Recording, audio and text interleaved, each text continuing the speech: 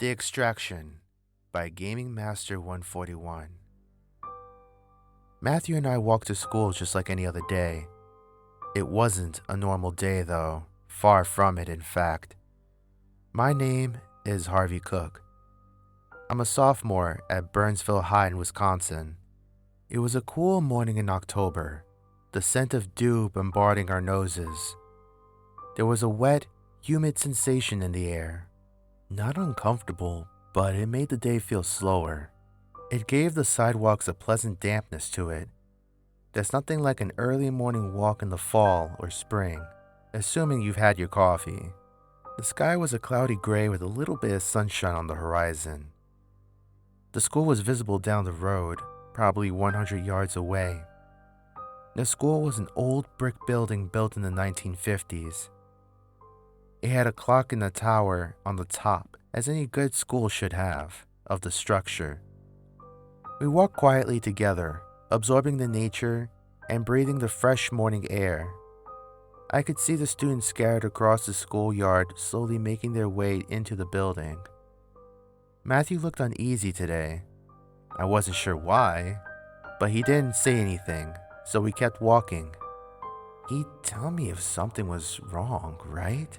The thought lingered in my skull for the last part of the walk. My mind was elsewhere as we entered the building. I was still thinking about Matthew.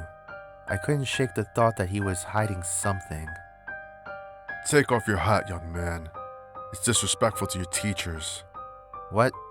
Sorry, I was stuck in Wonderland. Aren't we all? Now, your hat, take it off, son. The school guard said.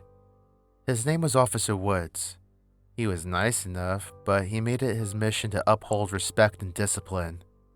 He's probably in his early 50s and well overweight, but he's all we got. He started working at the school 2 or 3 years ago. His wife, Mrs. Woods, got a job at the local hospital. She's a nurse. She gave me my tetanus shot when I was 10. Right, sorry, I replied. See you later. He nodded without saying anything and took a sip of coffee. Don't worry about him, Matthew said. Let's just drop our stuff off at our lockers and get the hell to class. You okay? I asked. Are you sick or something? You didn't get drunk, did you? No, I'm fine. Why wouldn't I be? And you know I don't drink. He snapped. He'd never snap at me like that before. It was almost startling. Like when a kid gets told off by their parents for the first time. It can bring them to tears. Not that I was crying. Sorry, you just looked off. Well, I'm fine. Now come on, Matthew said. Nothing disrupted the slackers and couples in the hallway, though. Stephen Williams and Kathy Hopkins were entangled with each other. I'm sure you can guess why. And the senior guys were on their phones talking about girls and cars. Our lockers were past the seniors and down the hall on the left. We walked slowly past them, hoping they wouldn't see us. I tucked my hat back on. The seniors at our school are not people you want to mess with. Last year, they set a fire to a park on the other side of Burnsville as a prank. You see that guy on the news? They whispered. That guy in glass murdered a guy and almost killed another. The event they were talking about occurred just a few days ago. It was one of the strangest things that happened to people here. The victim's body was covered in blood and stab marks, but the autopsy revealed no such thing had taken place. No one could understand what really happened that day. It appeared we were in the clear until I heard a voice behind us. Hey, jackass! You heard about the guy who got killed by the Mirror Man? You're next, creep! He wasn't talking to me, though. He was talking to Matthew.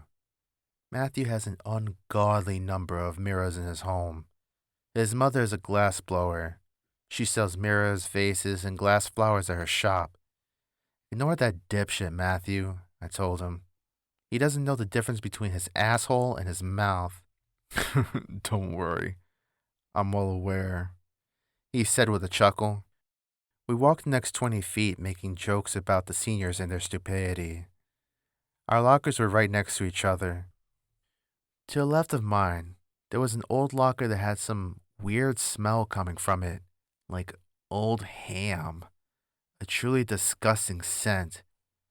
The one to the right of Matthew belonged to the girl he had been crushing on for the last 2 years, Georgia Ortega. He never seemed to be able to really talk to her, though.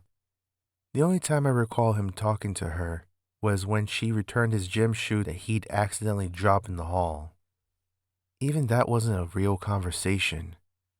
All he said was, Thank you. I entered in my code to the combination lock that hung from a small hole that slides up to open the locker. It was a rotary combination lock, very easy to pick. Last year, some guy broke into my locker and stole the $50 I had in there for my lunch. That was one exciting conversation with my mom. I dropped my bag inside and grabbed my books I needed for first period. I looked over at Matthew, who was doing the same, except in a sluggish manner. I couldn't help but sense that he was still upset about something. I didn't dare ask him about that again. I knew what would have followed. Matthew would have stormed off and probably wouldn't talk to me until lunch or, hell, even next week.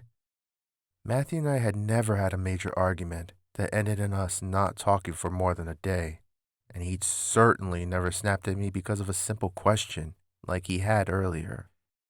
He closed his locker and we headed off to homeroom. Homeroom was right before first period and lasted about 30 minutes. Matthew and I always grabbed our first book before homeroom because we had first period in the same class. Exciting, I know. First period was math. By some inconceivable reason, it was Matthew's favorite class. I don't even understand the premise of that. Homeroom started like any day with the morning announcements and the Pledge of Allegiance, and followed by the teacher, Mrs. Williams, a former 8th grade teacher, taking attendance after that. She gave us some time to talk. Matthew, after school, do you want to get some ice cream? I asked. It's on me. He mumbled something inaudible, something under his breath. It gave me an uneasy feeling, like I was having a fever, but I wasn't. I guess I could go for some ice cream. Matthew said. I'm glad you're paying, 'cause I like the big ones, but I can never afford them. Just don't go crazy, I said, laughing. I'm not made of money, and I need you to be here tomorrow for the presentation in science. You can't be homesick for that. Hey, you can't make any promises. You know how I am with food. Matthew seemed alright again. He wasn't kidding about being crazy with food, though. Last month, he was home from school with diarrhea and a stomach ache for a week because he ate 7 spicy tacos from the cafeteria. I'm dead serious. This is 7. He's an animal when it comes to food. We spent the last 10 minutes of homeroom teasing one another for stupid things we've done over the years. I was just glad that Matthew was acting normal again. Hopefully, it'd stay that way. The guys from the other classes piled into the room and took their seats. No one was smiling. No surprise there. Can you blame them? It was time for math. Who other than Matthew is excited about that? The hour begun with a math problem that the teacher wrote on the board. Our course was Algebra 2. I'm surprised that Matthew didn't choose calculus or something like that. The teacher was Mr. Hart. He is probably in his early 30s, and he also teaches a few different courses to the other grades as well as ours. He isn't married, but he is engaged to some lady from Ohio. I can't think of her name off the top of my head, but she's nice. She works at the newsroom downtown. Math was fine and dandy except one thing. Matthew. Matthew didn't raise his hand at all or even do his work. This was highly unusual for him. He was always the first to hand in his papers and raise his hand when the teacher asked him a question in math. Any other classes would have been normal. The bell rang indicating that first period was over, and I grabbed my stuff and started for the door. Matthew, could you stay a minute, please? Mr. Hart asked. I watched as Matthew walked over to Mr. Hart's desk. I knew what this was about. I tried signaling to him not to mention his mood, but I don't think he understood me imitating Matthew getting angry. Harvey, could you give us a sec? Mr. Hart said. I walked through the door and into the hallway, but I hung around just around the corner to wait for Matthew. About a minute later, Matthew came out of the room. He didn't look mad, though. What was that about? I asked, pretending I didn't already know. He wanted to know why I didn't hand in anything. Matthew told me. He tried to get me to go to the nurse, but I feel fine. And what did you tell him? I persisted. You know, about the assignments? I told him I was just really tired. He answered. That's all. All right, but is that really the case? I asked. Dude, if anything's wrong, you can tell me. I won't tell anyone. You can trust me. I was really hoping Matthew wouldn't overreact to these questions, and he didn't. Fine. Shit. All I can tell you is that something bad is going to happen, Matthew said. What do you mean by bad? I asked. Matthew, what's going to happen? I asked. I was happy he was listening and telling me things, but this only created new issues. I had to know what he meant. What does bad even mean to him? I can't say, but you will know soon enough. He paused for a bit. Promise me you'll stay with me, Harvey. Okay, but you need to tell me what. Promise me, Matthew said. I promise, I told him. He felt quiet again after that. Come on, Matthew, what's going on? Thoughts bombarded me for the next few minutes, but they slowly faded out as we walked into the science room. I found our table in the corner and sat on a stool. Matthew followed only a second later. The science room was always a bit colder than the others. Maybe it was the fridge that kept the dead animals for dissection and chemicals in it, or maybe it was the windows being slightly thinner than the other rooms. Who knows? The science teacher, Mrs. Walker, was a former forensic scientist, so of course she taught forensic science. Today's lesson was about drugs and toxicology. She told us how to decipher the kind of drugs in someone's bloodstream to give a cause of death. This was my kind of thing. I was planning on being a forensic scientist for the police when I was older. I'd planned out college and everything. The school's going into lockdown. This is not a drill. I repeat, this is not a drill. The intercom announced. My heart rate increased heavily, but Matthew somehow looked calm. He closed his eyes and let out a slow sigh. What the fuck is happening, Matthew? I asked him.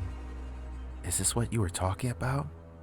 It's time, dude, Matthew said. Time for what? I asked. Fuck, Matthew, did you do this? No, but I knew it was going to happen, he answered. The others pushed desks and chairs in front of the door as is protocol in this situation.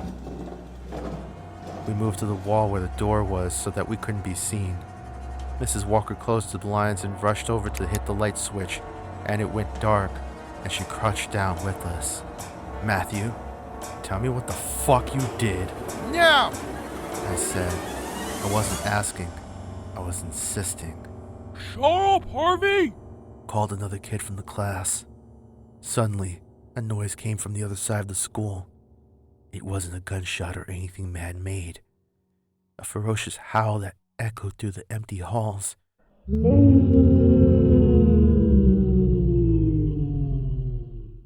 Demanding the attention of its prey. It announced its presence. This is very unusual for a predator to do. Whatever it wasn't a quiet entity. God, what was that? There's no way in hell that was human. Stay calm, everyone. Mrs. Walker whispered to everyone. The police are on their way. They better be. The intercom came back on and said, Stay calm. Local law enforcement has arrived. I could hear the sirens blasting in front of the school. Hurried footsteps ran past our door and down the hall. The footsteps halted, and shoes squeaked on the tiled floor. They mustn't have been too far away because we could hear one of the officers talking. He's further down the hall. Keep moving. He? Who's he? That must mean it's a human. Probably the seniors playing another prank. The footsteps were too far to hear anymore. On the other side of the school, I heard a scream of utter terror. That kind of scream is unmistakable. The scream belonged to a girl, probably a grade or two below us. Some of the girls were crying and gripping anyone they could. The boys that weren't being strangled by the girls had their faces in their hands. The screams exploded down the hall from us. Then another howl from whatever was out there.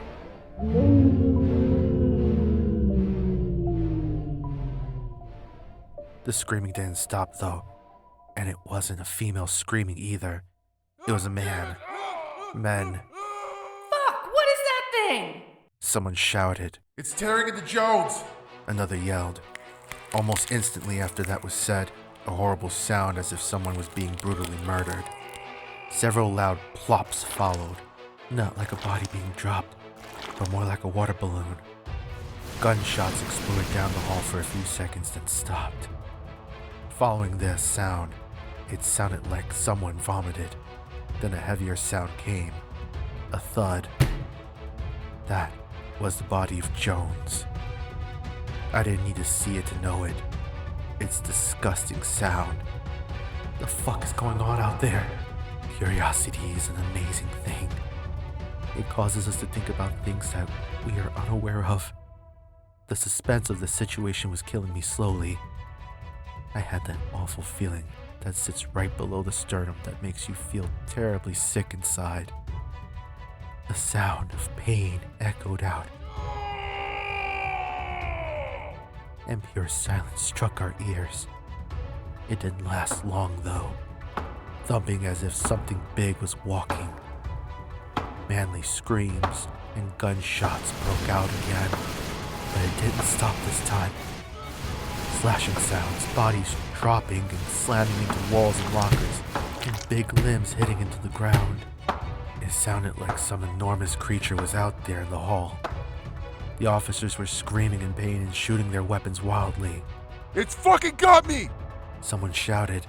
Then a slam continued with a nasty crunch of bones. One by one, screams arose and were silenced until there was nothing. Pure silence. The same thuds came again. I heard glass shattering and heavy objects hitting the floor. I could tell whatever it was. It had broken into a classroom only a few doors down. Girls were screaming at the top of their lungs and familiar voices could be heard shouting for their lives. I could clearly hear my best friend from the 3rd grade shouting. The sounds were playing with my mind. I couldn't think. I couldn't speak.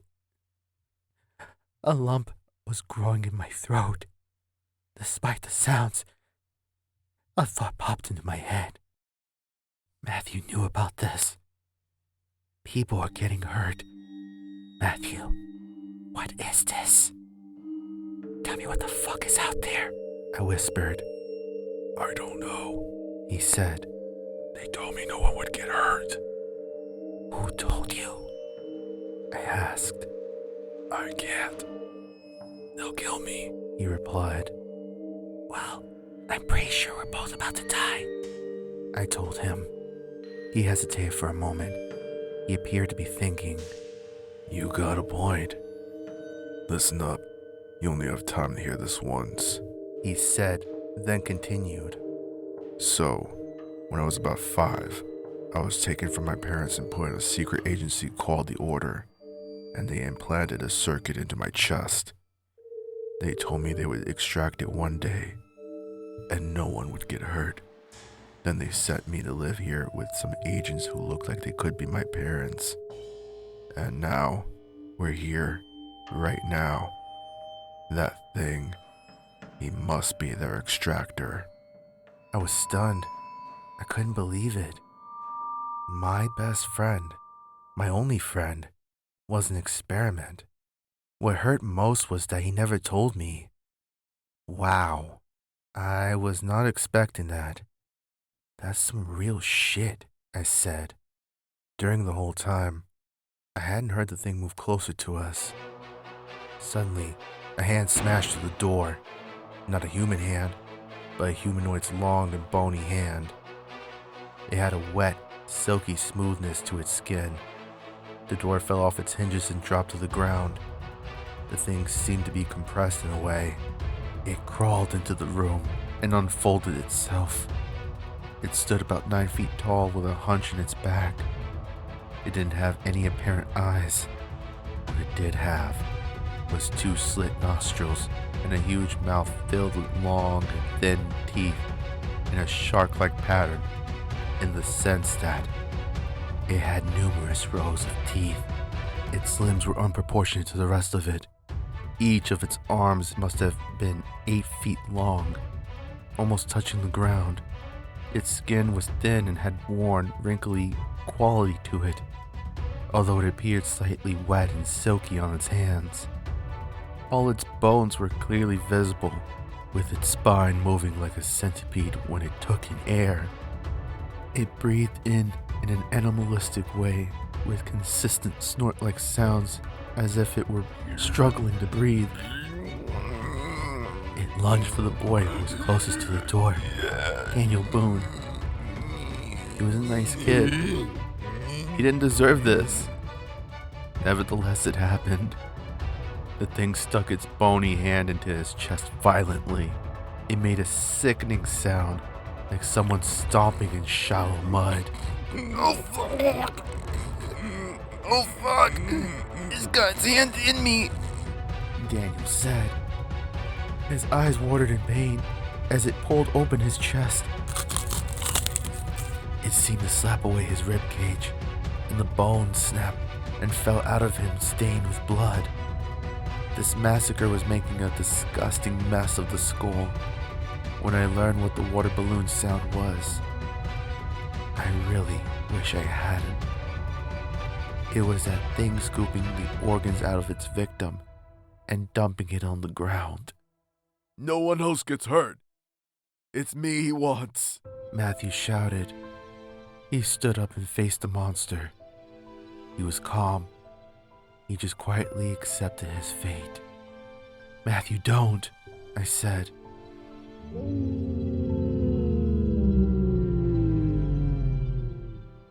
No, Harvey. I need to do this, he replied. The thing dropped Daniel's howled corpse onto the bloody floor and slowly reached out for Matthew. It could sense Matthew giving into it and knew he wouldn't run. Matthew looked at me in a way that said goodbye without saying it. A hot tear rolled down my cheek.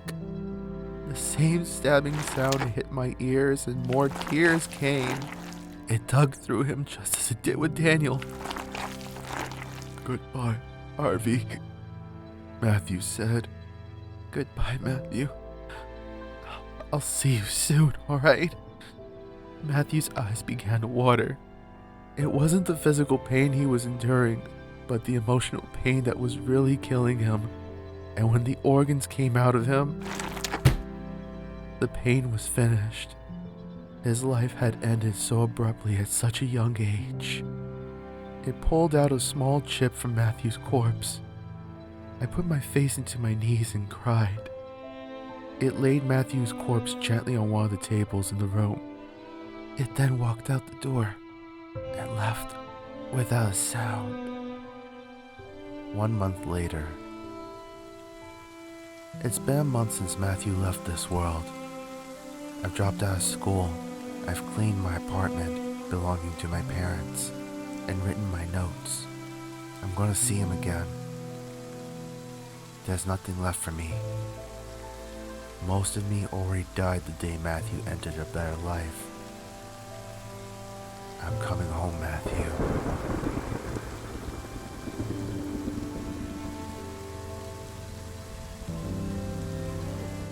Hello, our nightmarish creatures. We hope you enjoyed this gruesome story. If you did, don't forget to like, comment, subscribe, and smack the bell notification so that you don't miss another creepy tale. I thought to end this video a little differently by giving my thoughts on it.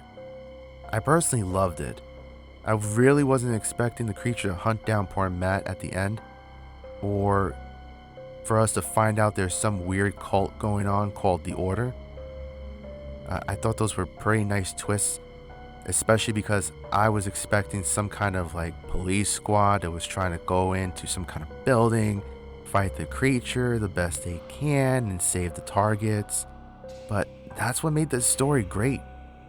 I was expecting one thing, and I was just as shocked as poor Harvey was. So, thanks for letting us narrate this story, GamingMaster141. We plan to redo some of the stories that we did that you had written, such as Mirror Man and what was the other one? Oh yes, Don't Go Down the Street with No Lights. Definitely love those two. And the fact that this feels like an entire series, I'm all for it. But anyway, until then, remember, we're always watching.